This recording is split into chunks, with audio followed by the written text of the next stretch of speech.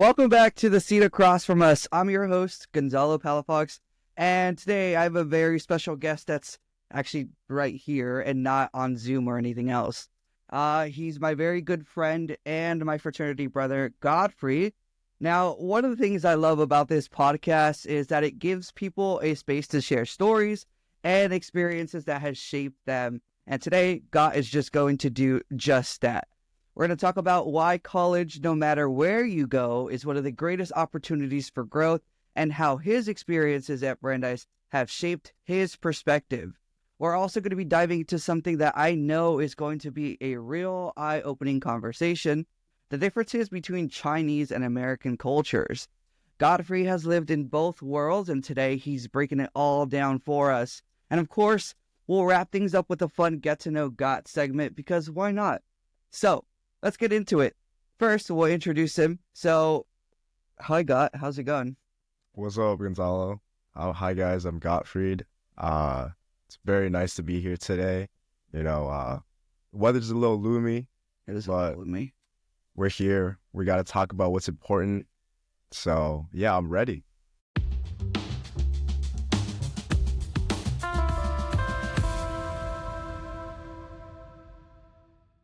Let's start with something I know you feel strongly about. Why do you think college, no matter where you go, is such a huge opportunity for personal growth? Well, I gotta first off, I gotta say that I didn't really apply to Brandeis thinking that I was gonna get in. Um, Back in high school, I was one of those YOLO kids. You only live once. Ever since like COVID, I was always playing video games. My parents are Asian, so I had a really big problem with that, and so I had a lot of fights with my parents. And high school was just a time where I was trying to find myself, and there wasn't a lot of time where I like stopped and thought about what are you gonna do in the future. And so time flashes and suddenly it's senior year of high school and I got to think about, where I'm applying, where I'm going for college, what do I really want, out of my college life. And I I grew up in China, so I had no idea what American colleges were all about. I hear people talk about like, oh, those big public state schools, you got like all the UC colleges. I mean, you got all the big, UNC, Chapel Hill, USC, UMich, MSU. I'm from Michigan, by the way. And so I knew those big schools were fun, but my parents, they grew up in China, so they had a more traditional Chinese college experience. And that was mostly just sitting at the library for 20 hours a day and occasionally going to the dining hall and sleeping. So they had a lot of expectation for me to not be in a state school. And so when I applied, I knew that I wasn't going to get into the best colleges out there because, I YOLO'd my way out of high school. And I was thinking about a place to early decision. And Brandeis was the place. I happened to visit here this summer going to senior year. I was in Boston just doing some tours around like Northeastern. That was what I was looking for originally. They say they have a good co-op program, but I don't know. Seems like recently, like some of my friends have been complaining from Northeastern have been complaining that it's just kind of like a fake advertisement scheme. And so, yeah, shout out to Northeastern, I guess. And so Brandeis, when I was in Boston that summer, happened to have one day where they were doing tours, and so I just came and looked. I just remember because I got to the mission center and it was a hike all the way to Houston. And I just remember, man, like if I ever live on the bottom of this hill, it's going to be the death of me. I got like 20,000 steps a day. And so, I thought the school was nice. I knew it was a little smaller, but, when the time came to early decision, I was like, good rankings. It's the number one thing that Asian parents care about, Rankings, yep. Yeah. So I applied here. Surprisingly, I got in. I remember I swam in high school, and swim season for the boys would be from like right after Thanksgiving to like mid-February. And I this one day, I got an email from Brandeis. This was December 5th. They were like, "Oh, like by the way, we're releasing your admission results a few days early. Whoa. You'll receive it on December 8th." I was like, "Oh, like maybe it's a sign." And so, on December 8th, it was a Thursday. I remember I went to swim practice at 2:30. Checked my phone, nothing was there. After practice, checked it again, it wasn't there.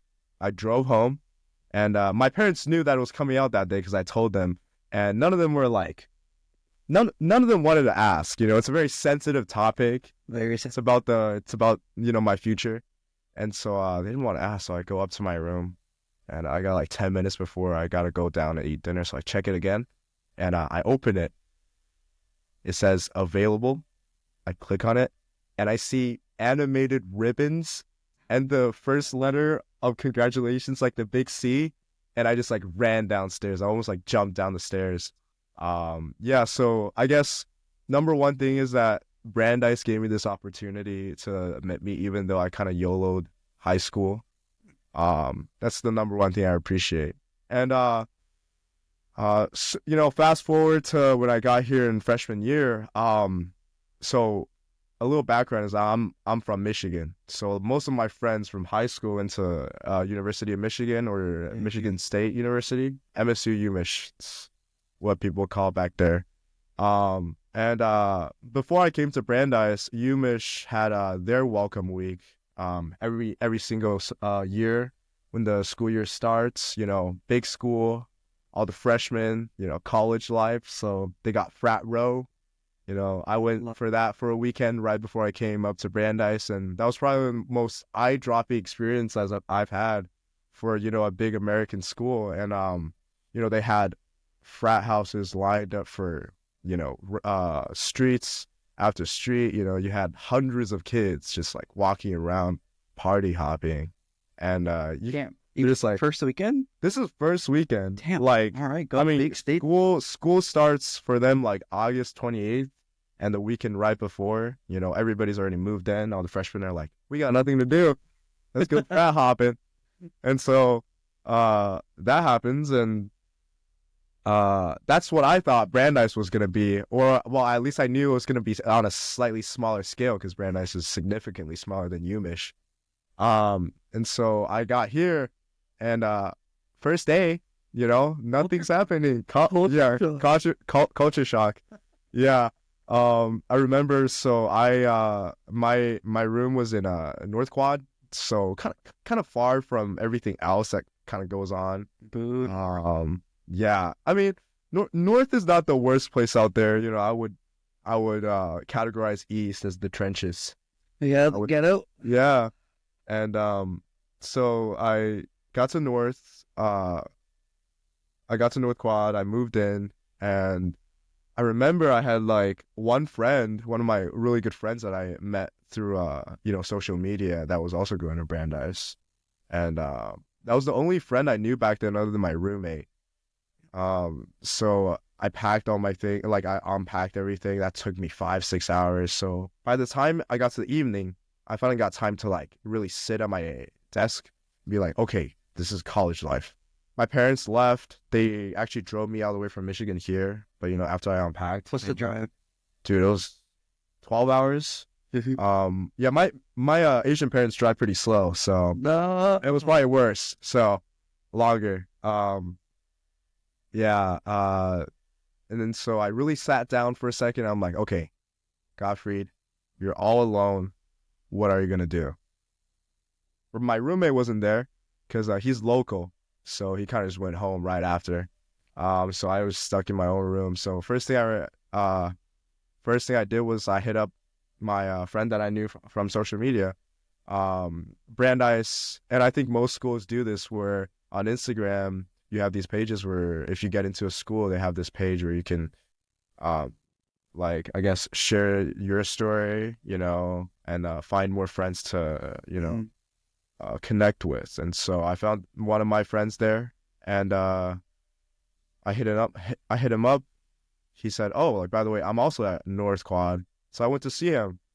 So that's the first ever friend I ever had at Brandeis University. and we've been friends ever since. It's been I'm a second semester sophomore now, so it's been almost 2 years since I've known him. And yeah, so that's where kind of my Brandeis life really started, with this one friend, and that kind of snowballed into a few more that I knew literally a few hours after I met the first one. And so that's where I really noticed that, like, hey, maybe the school doesn't have as many kids, and maybe the student life in terms of having fun isn't there. But I was lucky to find a few friends for the first few days. And so time kind of goes by, a few months, and things start to pick up, and I realize that, like, oh, this school is super, how to say, like, closed off. There's not a lot of Greek life. There's not a lot of anything. We're academically focused. Well, yeah, anything academically focused, it's doing pretty good, I guess. They're like saying, like, oh, hey, like, every single class requires 9 hours of Oh yeah. study time a week. Mhm. That's what they expect out of you. So I guess if you do the math, that's 4 classes minimum. Most for most people, 9 hours. It's 36 hours out of the week. It's pretty much all our free time. And so I guess That's a 8 to 5 yeah, exactly. or 9 to 5. Nine to five. And so definitely on the higher end of the expectation for what a student should do in college at Brandeis. But yeah, and so I realized that other the student activities, especially, frat hopping, I don't think that exists at Brandeis. But you do seem to find a lot of fun amongst your friends. And I think that's what's important about college, is that yeah, maybe if let's just say you're somebody that wants to go to a state school. You want to have that life. Okay, cool. So you go to UMich for 4 years. So you go to UMich, and every single night, for first and your second year, you go frat hopping. And then once you turn 21, I mean, you start going to bars, and that may be the life. But the thing is, at a big state school, you got 30,000 kids, and suddenly the friends that you have also have a lot of friends. So everybody kind of has a lot of friends. But the problem with that is one can only have so much time dedicated for friends. Yep. The more you have, the less you're, contributing to each individual friend that you have.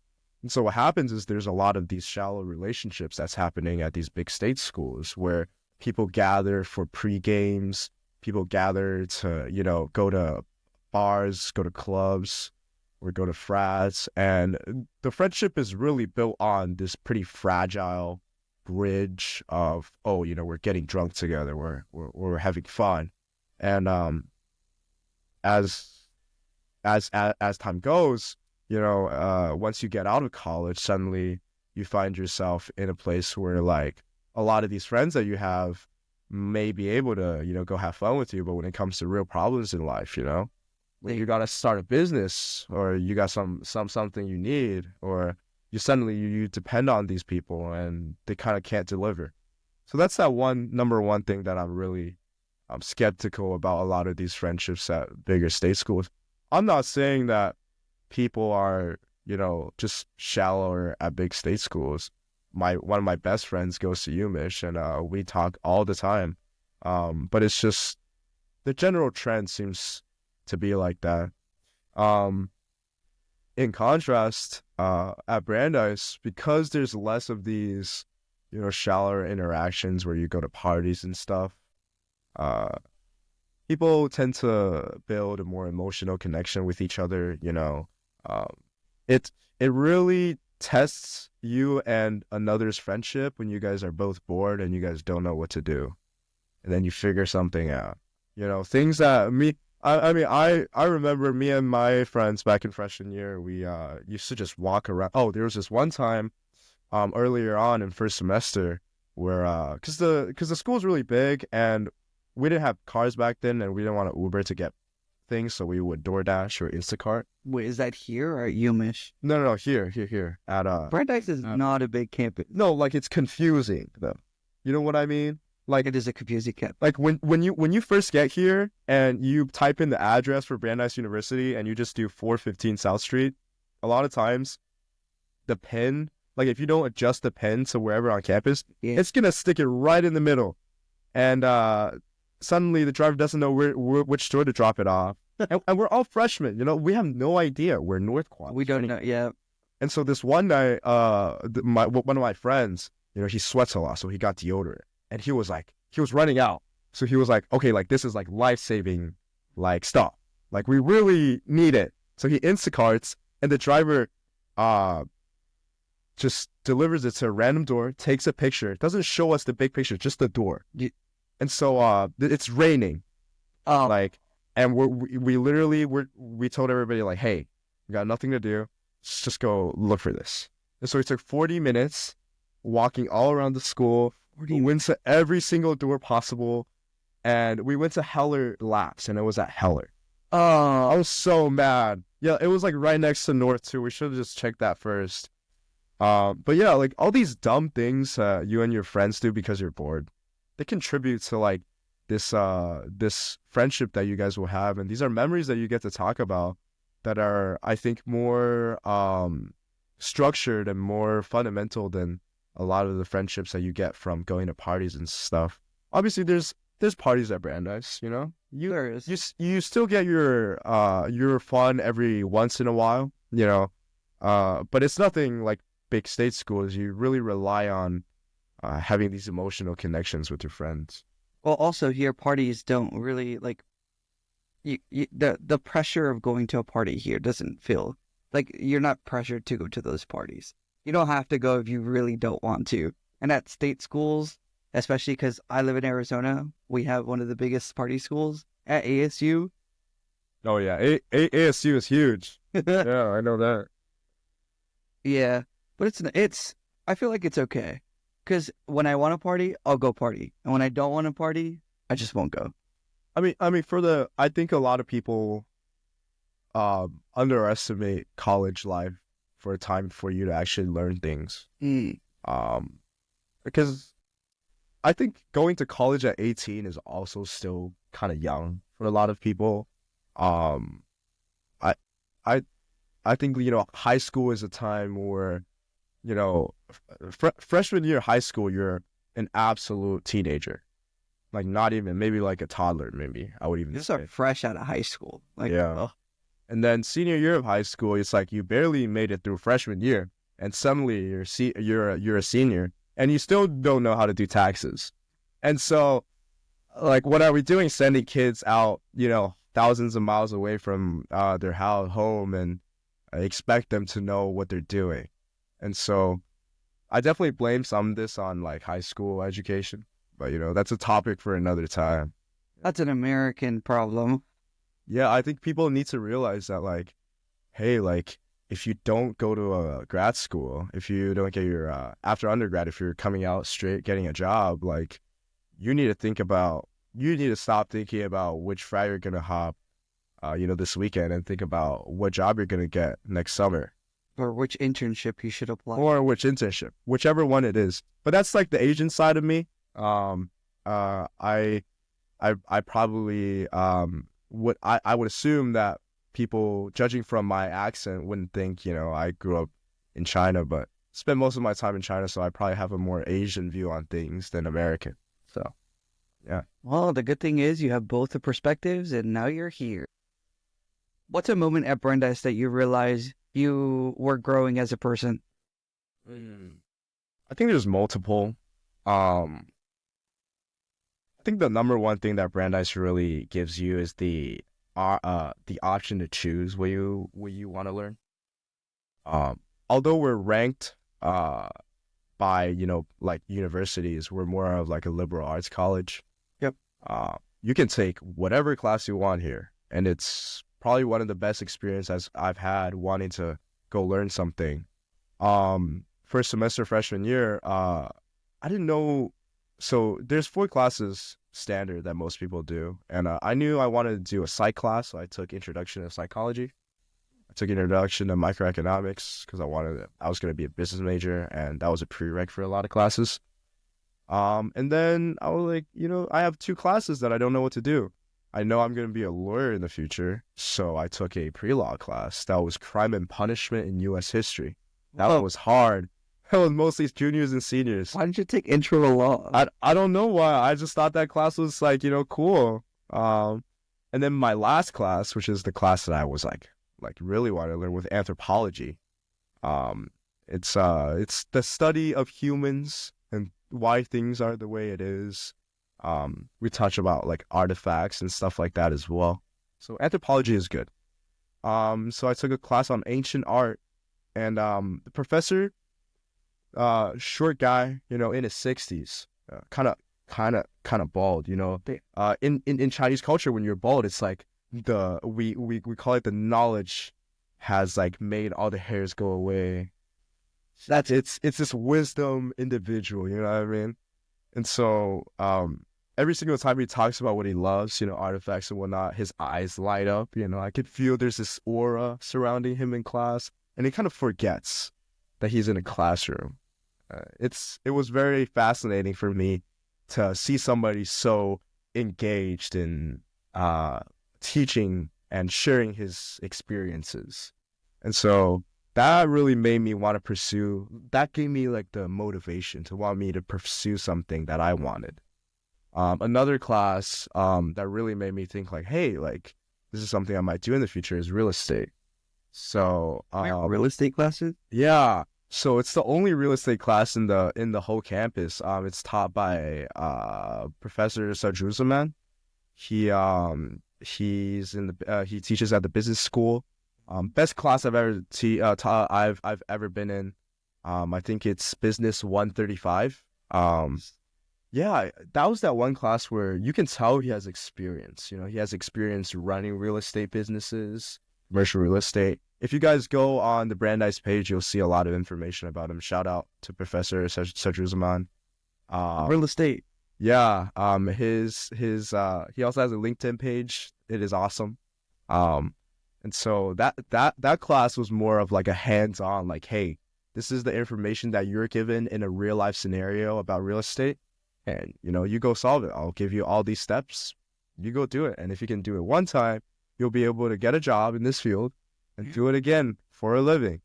And so I really appreciate all of these academic resources that we have on campus.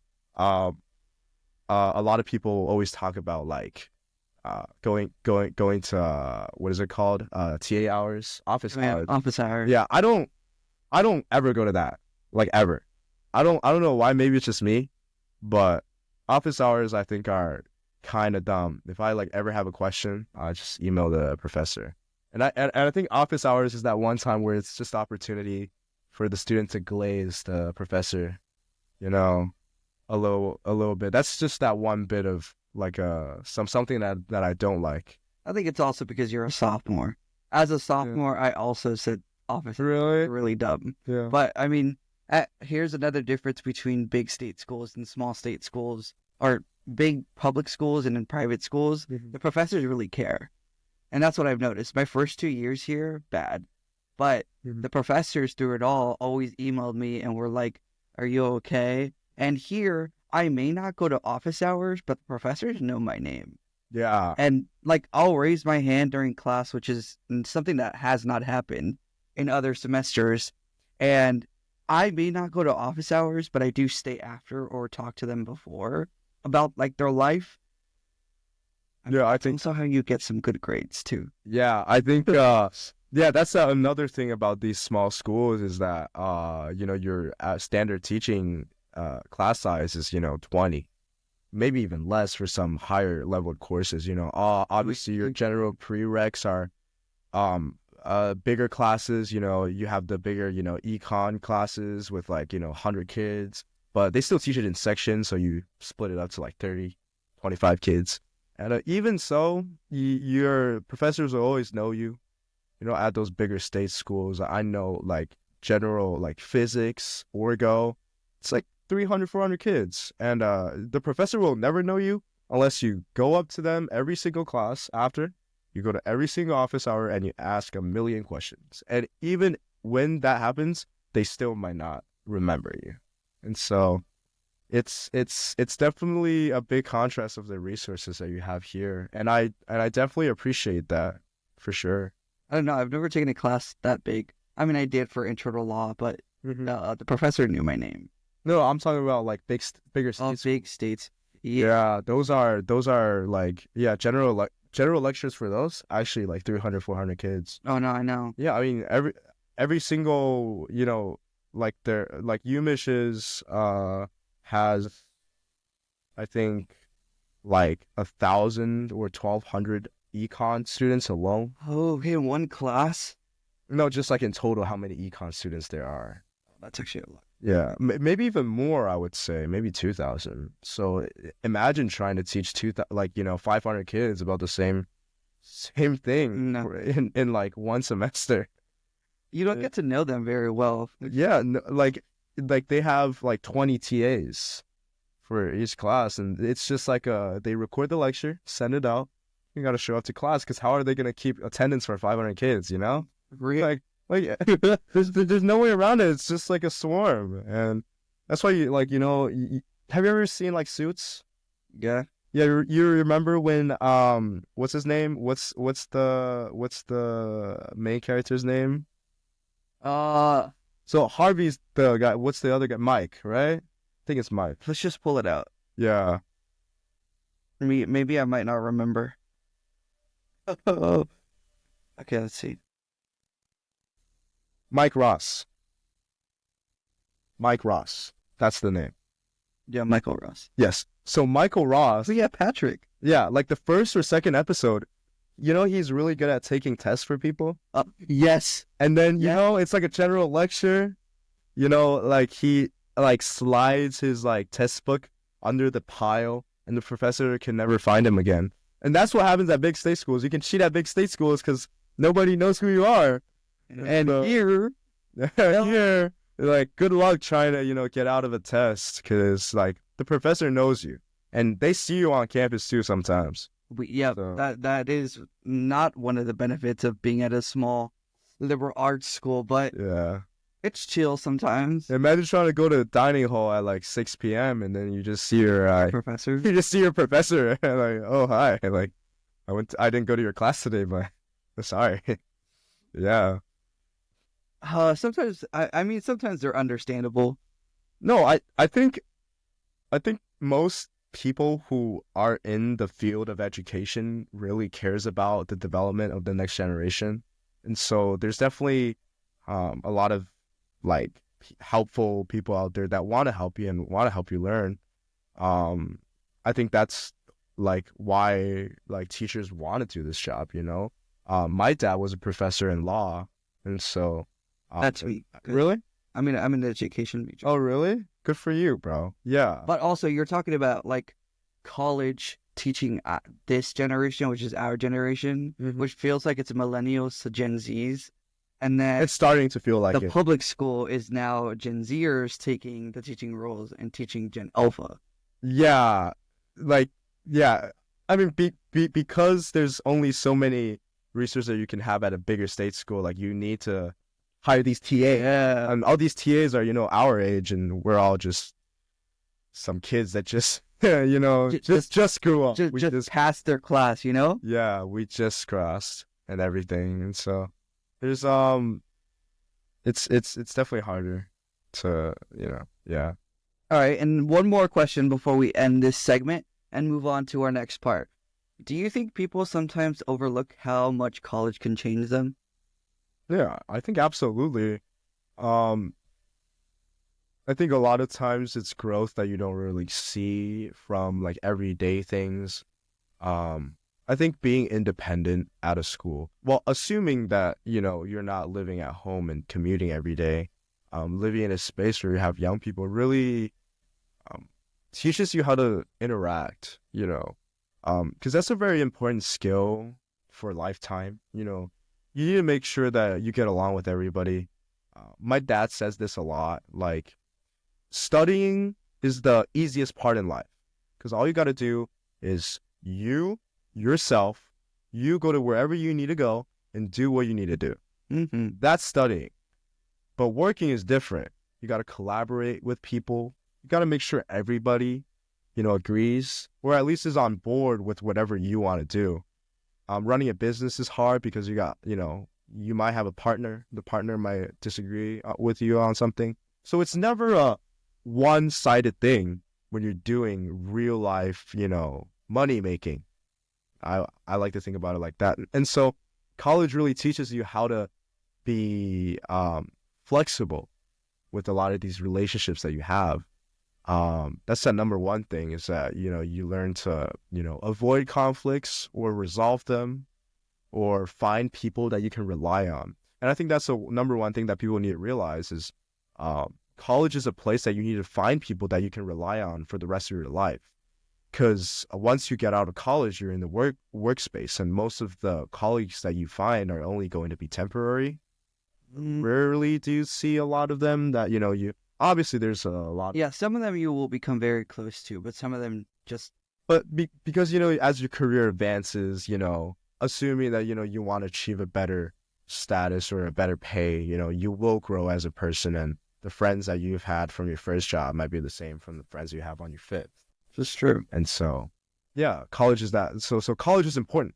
You got to make sure that all these friends that you make are lifetime dependable. A very good way to gauge that is, in 10 years, like if you ring them a call, like say, hey, like, like some family emergency and I really need you here, will they fly, a few hours just to come see you? I think my friends would. And that's very important. And you gotta really develop those friendships. That's number one thing, being flexible, having those having those friendships that you have. And number two thing is learning how to learn. What I mean by that is a lot of people are thinking, why am I learning something that I'm not going to use in the future? And I've had this thought ever since I was a kid. Like, why am I, doing math homework, but I'm never going to be a mathematician? Like, why am I doing all these things that I'm not interested in? And I came to the conclusion about a year ago that it's not about what you're learning, it's the process of you learning something. Because the homework that you do, it might not help you in the future, but it trains your brain into doing something hard. Yeah. And your brain, if you're comfortable, if your brain is comfortable all the time, it kind of gets stuck in this rot where it's like, life is not threatening, so there's nothing to change. And life is pretty good, so I don't need to change. And you know what people say? Nothing changes if nothing changes. And so being in this space, where you need to learn a lot of new things and it's hard, really trains your brain to be able to solve complex things in the future. You got to let your brain, like right now, the hardest thing may be a midterm or a final. But in the future, it might be you got $500 left and you got to pay your rent. You got to pay your car insurance. You got to pay your car payments. Whatever, like, difficult. Got to pay college loans. Yeah. Life will be so much harder in the future than just having to worry about a final. And I think even now, it's a privilege to be worrying about this, Like, you can learn. You have the opportunity to learn and worry about this. A lot of people don't even have the opportunity. I think it's one of the good things about being a teacher. I always be learning. Yeah. It doesn't matter, like, if it could be from, like, a 5-year-old. Doesn't matter if it's from a 15-year-old. Doesn't matter if it's from you. It doesn't matter if it's... I'm just always learning. And you said it before. Mm-hmm. You have to learn to learn. Yeah. Or have to learn to love to learn. Yeah, it's a train. It's like a progress, Like, if you can't tell yourself that one day, oh, I'm going to write a 5-page essay without without worrying about it. Yeah, or without training to do a 1-page essay, Like, in the future, if you have to write a 30-page report, and if you've never written a 3-page one, no way you're going to write a 30-page one. So it's all just a train in progress. The harder you do, the more things you conquer that are hard, the easier the future things are going to be. That's pretty much like philosophy on life, honestly. True. Yeah. That's true. And so, yeah, remember, guys, always, find those friends that you can depend on for a lifetime, and make sure you do hard things for yourself. so that in the future things get easier and not harder. All right. Well, that ends our very first segment of why college is a growth opportunity. We are going to take a little break, and by little, I mean it's gonna feel to you guys like it's 5 seconds, but to us, it's gonna be like a minute before we move on to the next segment. Our next segment is going to be comparing Chinese and American culture, in American society, in Chinese society, whatever it might be. So we'll be right back.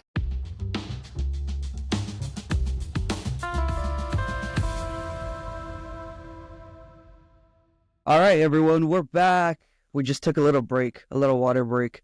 So now we're going to move into the section of comparing cultures. Now, Gottfried, you have lived in two different cultures, China, or the Chinese culture, and the American culture. What's the biggest difference that you think that stands out to you? Ah, I think Chinese culture is all about oh, I guess it's just the difference on context. Mm. I read this article recently about high context and low context culture. So what that means is let's give you an example. So American culture is very low context. What that means is when people say something to you, they mean what they say, you know? People aren't trying to, make like jokes behind your back, behind words, people are very straightforward. If they don't like something, they'll express it.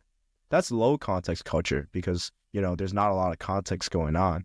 But in China, it's a high context culture. What that means is people don't mean what they say.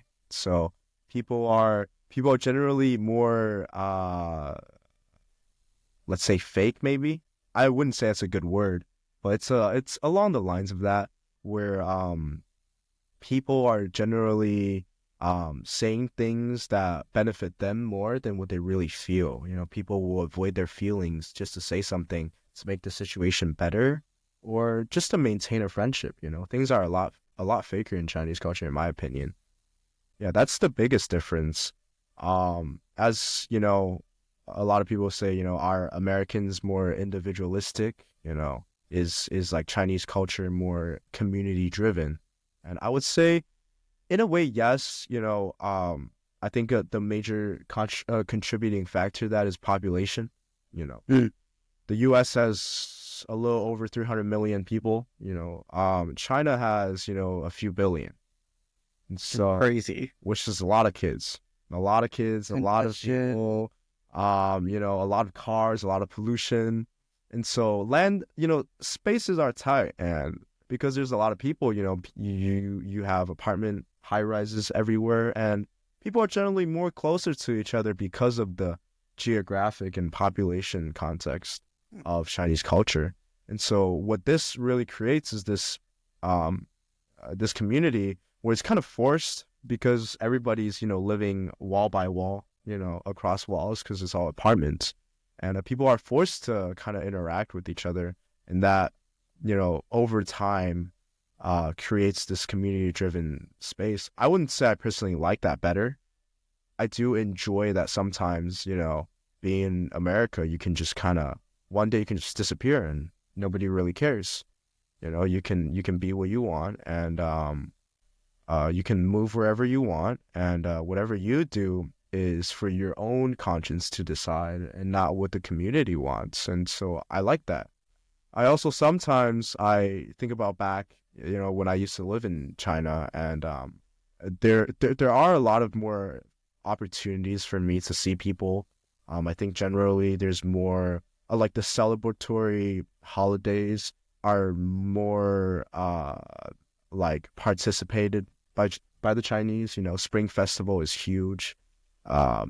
Everybody, and I mean everybody, participates. We do fireworks, we have family gatherings, and that's very big. Like the whole country, sits in front of a TV, and watches this 4 hour like cross geographic location live stream of different performances on New Year's Eve, because that's what Chinese people do. We love showing off of our culture.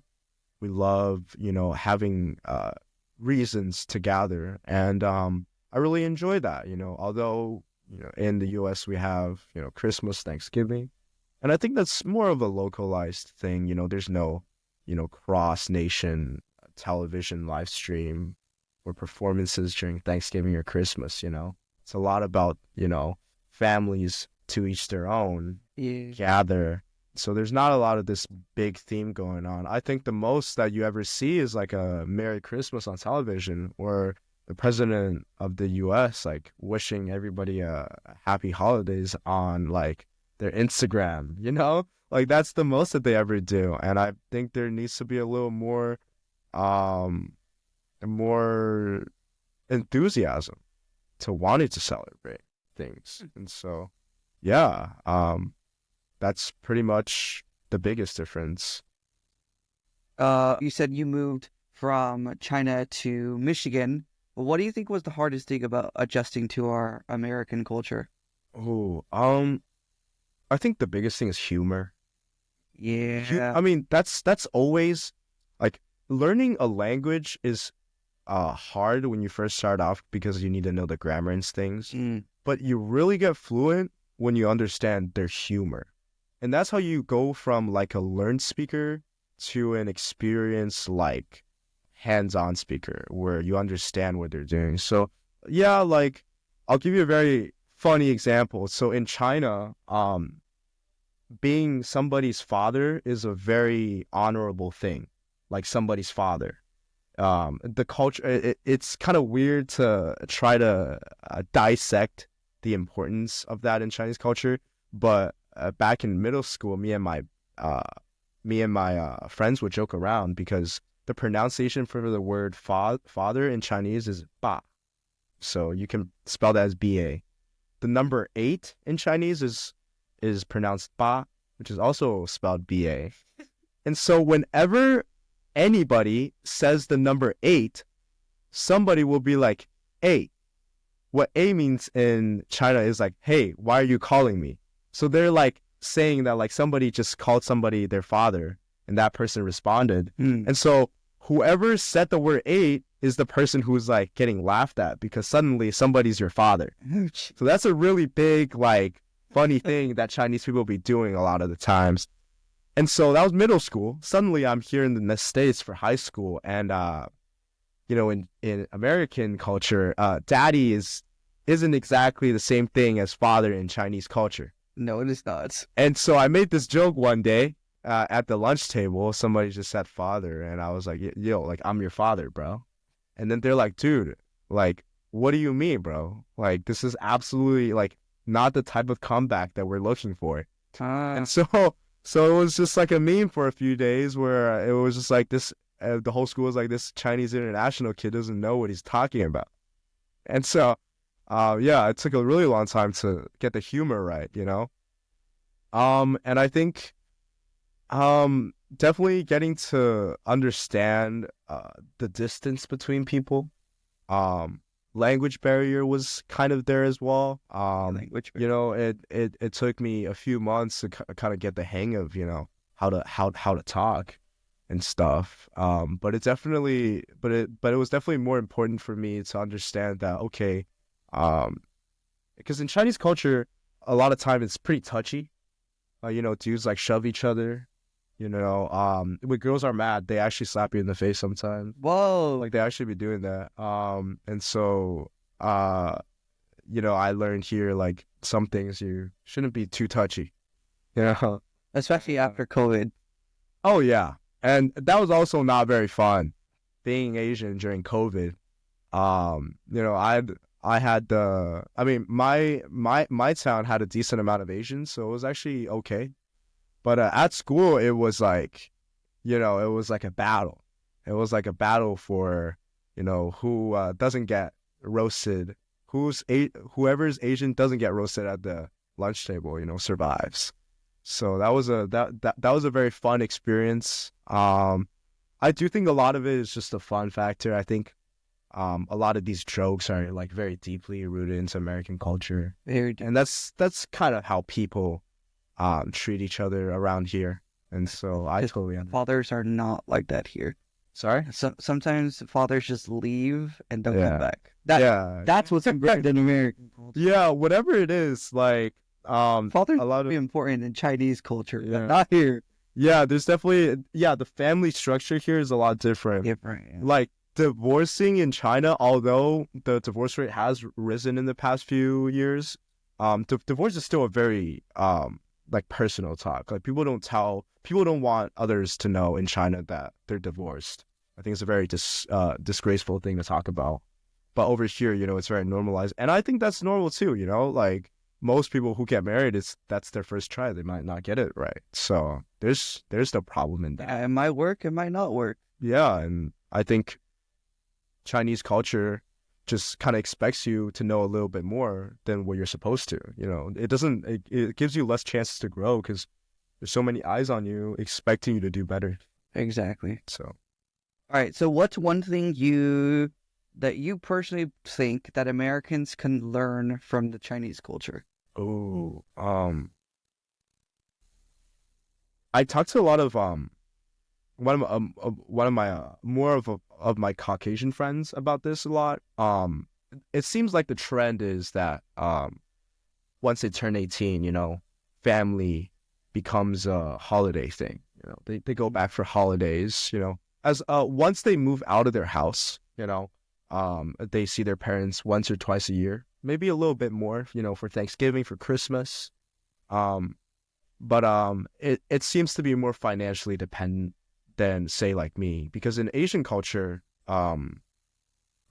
you like parents are supposed to care for you until you get a job, and so what happens between this is that a lot of the times, like say me, like my parents support me in terms of like tuition and whatnot, because that's just the way that I was raised and that's how they were raised. And so I will also be doing the same, where I will have to pay my kids to go to college. And so there's never this worry for like student loans, I guess, but it's just that by taking this financial burden off of a younger self, you're putting this burden on an older self, which is good because most likely by the time you're 40 and your kids go to college, you'll have enough money to support them. Compared to as if you're an 18-year-old going into college and you have no money and you got to take out student loans. And so that's the number one thing, that families are closer and the way we operate financially is different. And I think that really helps to benefit the academic performance of a lot of these Asian students, is that like they don't really have to worry about, hey, like when I'm eating for my next meal, like I don't got to go find a job. Like I do have a job myself. I worked since high school. I think my parents are more in between Chinese and American culture. Like my dad always stresses the importance of earning a dollar. Because if you don't go work for that $15 an hour minimum wage job, you'll never know how hard it is to earn $15 an hour. Minimum wage sucks. Yeah, dude. Like, but it's going back to that. Like, you got to do something hard. I mean, You got it to do has taught something me a hard. lot. Yeah, like in the future, most people are going to go into a 40-hour work week job. You got to be able to learn how to do these things, and by going back to be like this Chinese way of dealing with family, and I think a lot of Americans can really learn about, like, hey, like maybe when I grow up, me as a parent, I should pay for my kids tuition for college because I expect them to do the same in the future. And this could really be this like this could be a change, like if this is something that people do, I think less people will have to worry about interest rates and loans, when their parents pay for it. Or even if you're 40 and college tuition for your kids is too much, you might have a better credit score then than when you were 18. So taking out a loan when you're 40 is probably a better idea than taking out a loan when you're 18, just out of high school. Yeah, don't even know how to do taxes yet. Yeah, and so I think that's the number one thing, people have to help out your next generation, Obviously, being a Asian kid has its, pros and cons as a kid. Like when I was young, Yeah. you do get scolded at, you do get beaten a few times, unfortunately. I hate to say that, but it's all good because that was in China and that's legal. So yeah. So any feds watching this don't care to arrest my parents, that was in China. It's okay. It happens here in America too. Yeah, I'm sure. Yeah. So um yeah, even though these things happen, at the end of the day, I'm trying. Your parents care about you.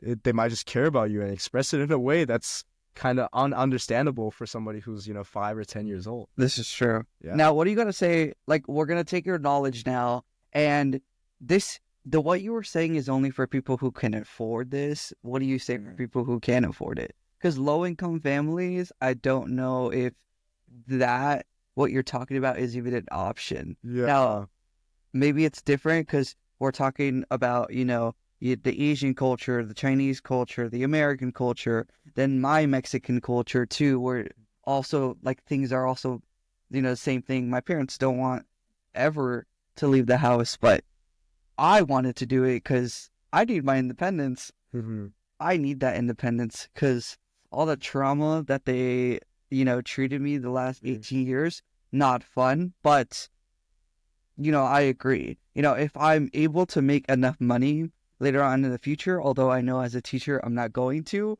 I would want to do everything in my power to make sure my kids have a successful life. Yeah, I I think that there's a lot of similarities between your culture and mine. Most of the times in a lot of these households where it's like a little bit abusive. Like I grew up in a family where my dad had a decent amount of anger issues, and that's expressed when I don't get a good grade Mm, or something like that. And so there's definitely a lot of this built-in, just like confliction against your parents, and that definitely exposes like, whenever we argue and stuff. But I think I think for people who are more looking to be more independent, and kind of get out from their families, I think it's, you know, unfortunately, you can't really rely on your family to do a lot of the things for you. And I guess you do have to do those things for yourself. And that's up to you to, understand that, hey, it's a time for me to grow. And I know that what my parents did wasn't the best thing out there. But I also think that you should give them a chance to forgive them in a way because it's their first time, being parents as well. yeah, I manual to being a parent. yeah, I mean, I'm the oldest kid in my family. I know that my parents, did a lot of education that was pretty much like not on the right path, but my brother, who is 9 years younger than me, I can tell that my parents are like really treating him the way that I was supposed to be treated. And I think that's a very good thing because they've learned. And I understand that it's not their fault. And so I definitely give them the respect that they deserve for trying at least. But at the same time, I got to think about my future. Do I want to do what they expect out of me, or do I want to do something for myself? That's kind of what you're, stuck on, is that like, hey, like I want to do something for myself and I don't want to be controlled by my family anymore. And as long as you, succeed at what you're doing and you work hard for it, I don't think there's a reason you wouldn't succeed.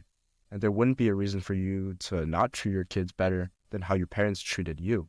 I mean, it is hard because Yeah. you're trying to break those Generational traumas. trauma. Yeah, I know. I think it's a lot easier for me to do it though, just because I have perspectives from both sides Yeah. the playing field. Like my dad, like I would talk to I would try to communicate with my dad about a lot of the things that I've learned from my American experience, and he wouldn't really understand because Yeah. his mindset, for 40, 45 years, it's just been like this Chinese thing, and you don't expect somebody in, his 50s to really change the way he's been brought up, since, the 1970s of communist China. So it's a lot to expect from a parent. And so I don't blame them ever to do that to me. But at the same time, I understand that by using some of the things that American culture offers, like I could really help my kids develop as a person that has both the successful traits from both sides. I think American culture, independence is very important. My kids will definitely get a job the second they turn 16. It's an absolute must. I don't care, if how much money I earn in the future. You're getting that minimum wage job. You're working at least 10 hours a week. You got to understand it. I agree with my dad on that, earning a buck is earning a buck, and you got to understand that. But at the same time, I would tell them hey, independence is good, but I don't want your independence to hinder your future careers. So I'm going to help you in terms of academics. Hey, I want to make sure you do good in school. And I think once you create a bond with your kids, it's trust is the most important. And I Always is. and I feel like a lot of our parents, they lack the understanding to communicate. I don't know about you, but sometimes I feel difficult talking to my parents and expressing my feelings because I know they won't understand, or they'll just use that opportunity to scold at me or tell me what I'm doing wrong in my life instead of saying it in a nicer way, or at least sugarcoat it. What I'm a grown adult. I understand what you're trying to say. We're not babies anymore. Yeah, just be a slightly nicer to me, or don't talk to me in a demeanor that might make me feel bad about who I am as a person. And so those are things that I could definitely learn from both sides. And hopefully when my kids, when I think I'll probably have a kid by the time I'm 30, 32 maybe, so Good thinking. yeah. And so by the time I'm 50, they'll be going to college, and I'll have, Oh, and it also depends when you decide to have a kid. 'Cause if you have a kid at 15 or 18, that right there already is not bad, but you already start off on a bad foot of you can't get yourself financially stable. So every decision you have to make is for your survival, your kid's survival, your partner's survival. yeah. And then your student loans. Yeah. And then your student loans. Yeah, yeah, I think you bring up a really good point. I like to think that the younger you are, for every dollar you earn, the time value of money, is higher. Because a dollar you earn at 17, I think will contribute to you more than a dollar you earn at 50. Yep. And so if you have a kid too young, all the money that you could have made from, investing things, you're put to this child, and suddenly this money never comes back. This money will never come back. And so You also don't have to worry about it at 17 because you're living in your parents' household at that point. yeah, I don't got to worry about rent right now. That's a very big thing.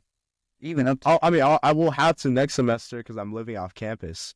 But right now I'm doing pretty good. But I definitely think, yeah, there's so many things you have to worry about as a teenager, and if you can get a little bit help from your parents, that would be great. Even just a little bit. So I think it's worth to keep the relationship. Well, I mean, that's a shout out to all the parents out there. Yeah, shout outs. All right. Yeah. And we're going to end up ending this segment with just one more question because we don't have a lot of time before we get kicked out of the studio. Is there something from China you wish that was more common here? Man, I gotta talk to you guys about exotic KFCs and McDonald's. Dude. Oh, so McDonald's in China and KFC are some of the best foods you can get. What? So imagine a you ever you get orange chicken from a Chinese place a lot.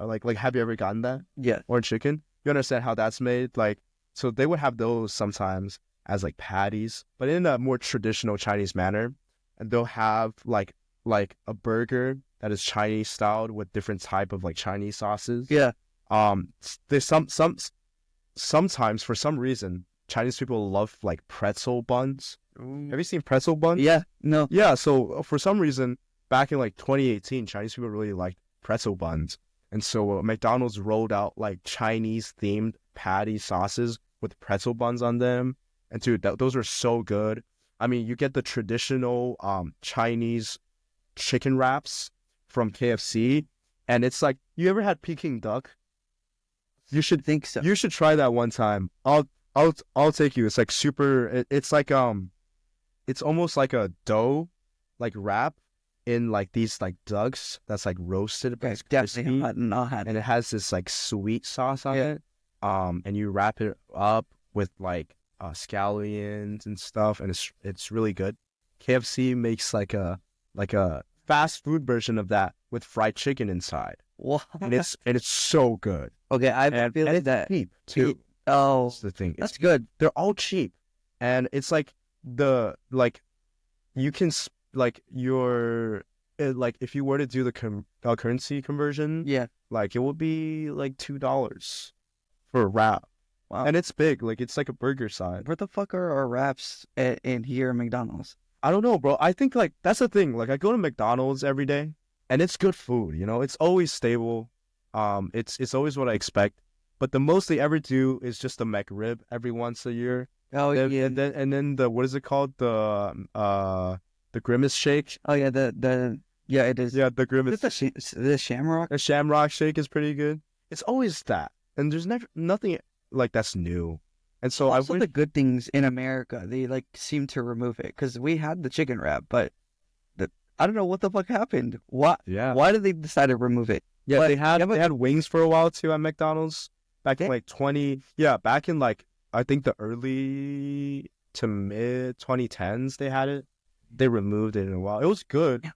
Like I don't know what's up with these fast foods here. I mean, you know, headquarters is over here. They know all the recipes. I mean, I'm sure like KFC and McDonald's and other parts of the world. Yeah, also- I was gonna say in America it's not so good, but I mean the fact that it's affordable in like China is good. Because in Mexico to go out it's expensive. Because sure it might be cheap for me because the currency is always different compared to USD to pesos, Mhm. but like for the local. for the locals it's just so expensive. Because I was like my family got a meal and it was like 2,000 pesos, and that's a lot of money. How much is that converted to? So $1 is 20 to 23 like pesos. Okay. Wow. 20, so $50. So it's not like a luxury to eat out in Mexico. We usually like make our meals, but for me, $50 is kind of nothing because in America we spend that Right. much. Yeah, that makes sense. But the fact that you could get a snack wrap in China It's like for $2, Yeah, $2. sign me up. And so another thing I wish it was common, is definitely like just high-speed rails, dude. Oh my gosh. Rails, dude. And anything electronic. Like, yes, Uber Eats is great here, right? Like, maybe it's good, but every single time I go on the app and I realize delivery fee is $6 and they Oh add my mysterious taxes Griffey. for like $4 and suddenly $8 burger is like $23. I don't want to eat it anymore. And let's not mention that that's also before tip. Oh yeah, after I click confirm, they're like, Would you like to tip? "Would you like to tip?" And the automatic like selection is always 20%. Oh, like, yeah, it is. Dude, it's like $4 when I get like 3 burgers, bro. Like it's a lot of money. But in China, they got mopeds, so the food gets here so fast, like 30 minutes tops. Like sometimes if the food's like downstairs, like a few streets down, you'll get it in 10 minutes. Everything's fast. That's that one thing that I don't like about the U.S. When I first moved here from Beijing, I went to Michigan. You know, big Midwest state. You know, everything's slow. Yeah. I go to the Wendy's. It took 15 minutes to get my food, and I was mad because in China, like if we went into a restaurant or anything, that The food's really fast. even if it's not fast food, okay, even if it's a regular dine-in, if the food doesn't get here in 15 minutes, my whole family will be crashing out. Like we're like telling the server like, "Yo, where's the food?" You know, like I haven't done that in years here. because I expect people just to be slow. Well, also America is very huge. Like Yeah. just big. It's hard to go from somewhere to somewhere. I mean, we do have, because imagine having high rails. Like, I don't know how long it would take to go from, like, let's say New York to LA. It would be quicker. We have the money. So okay, to be fair, so China west to east is similar to America west to east, like in terms of length. I would say a high-speed rail probably takes, so Beijing to Shanghai is, I think, like 4.5 hours or like 5. It's actually not bad It's pretty fast. for high speed. And the high-speed rail when I was back there was 310 kilometers an hour. So that would be 180, 200 to 200. yeah, like to 200 miles an hour. So, from here to Michigan, it would be like 2.5. And then from, from Michigan to Chicago, probably another 2 hours. There wouldn't be a need for like cars if we. There wouldn't be. That's That's what I mean. Like I remember, like, if I wanted to take a bus, if I wanted to take a train to, like, New York, it would be like 5 hours. It is. It's for 5 hours? I can drive for 2.5. Why am I taking the train for more?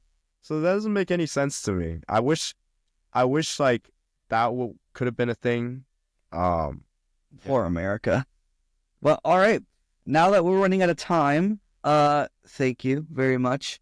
Of course. We have just finished the second segment. We're gonna go into get to know Gott for the next like minute and a half, and then we'll wrap it up with what Gottfried thinks he or you guys should take across from the 2 segments that we got across, and then we are going to end it there. How's that sound?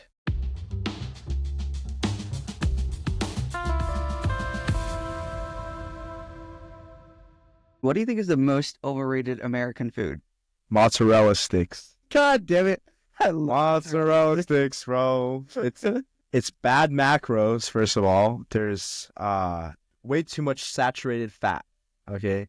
That's really bad for you guys. If you guys ever took bio class, I think you guys would learn about that. But I just think it's bland, People either dip it in like pasta sauce, mozzarella sauce, or whatever it is. I just think it's bland. Maybe, like, I had that a few times for lunch in high school. Mm-hmm. We would have those large mozzarella sticks. Yeah, okay. I don't know what it's called, but you probably seen those before. And I used to call them cheese sticks. Yeah, but they were like huge. Okay, but like that's school lunch. I go to Philly, and the mozzarella sticks there are phenomenal.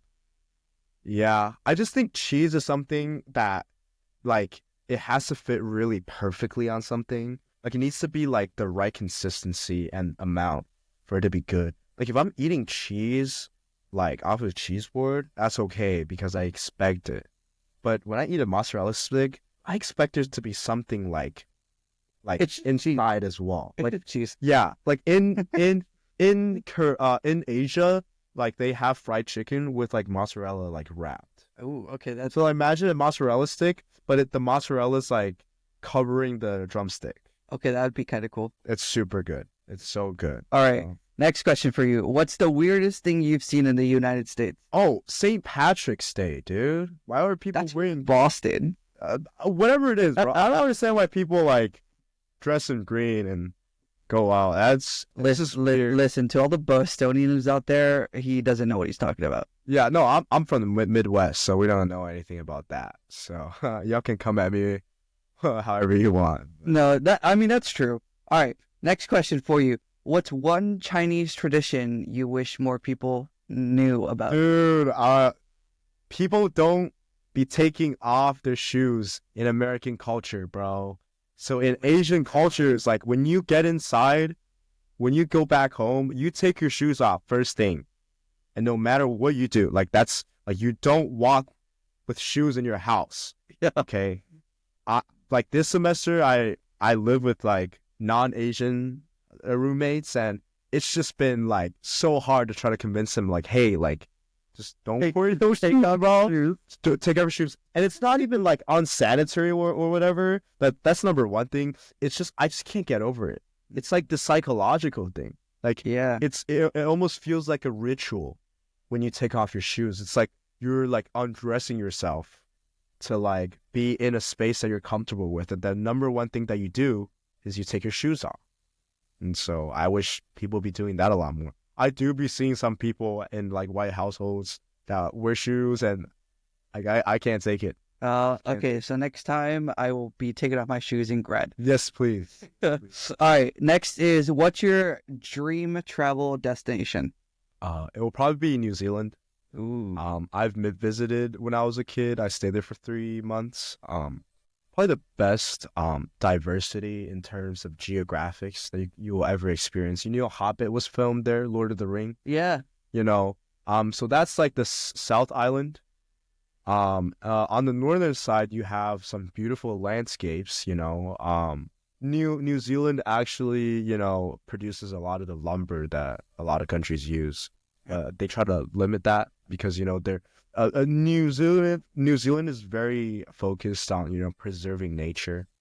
I've seen kiwi birds a lot, like here and there. They have these like natural, I guess, reservations that help, you know, like kiwi birds survive because they're, you know, kind of dumb. Yeah, Yeah. they're not exactly a survivable species, other than the fact that it's unique. That's about it. And so, New Zealand would definitely visit, and people are nice, you know. People are super tame. The weather's a little bit more on the humid side, not in a bad way. It's like chilly and humid. Whilst like Australia, you know, right across the ocean, is hot and dry. Hot and dry. And so you really get to, you know, keep your skin nice throughout the year if you're in New Zealand. And it rains a decent bit, I'm not going to lie. And in some seasons it gets a little cold. It's like cold and humid. But it's nice. I'll take that. You know, no, it is very nice. I'm from Arizona, so hot and dry is all I got. But yeah, like I am so sick of either hot and dry weather or just cold and freezing. Like it's one or the other. And I don't want either. I just want somewhere where it rains a lot, but it's also sunny, you know, and there's never winter in New Zealand. Great, you know. Can't say that here in Mass. A lot of the natural forests and whatnot are covered with like ferns. You ever see those? It's like a very like ancient plant species, and they're just really unique looking, and they give you it's almost like living in like Jurassic World. Oh, It feels like that. Yeah. interesting. So All right, it's worth a visit. Well, New Zealand is on my destination Yes, sir. bucket. All right, and then finally, before we close everything off, because we only have a minute left, so we'll see if we get kicked out or not. But what's one word to describe your Brandeis experience? One word. Only one word. Sorry. Wow. I would say growth.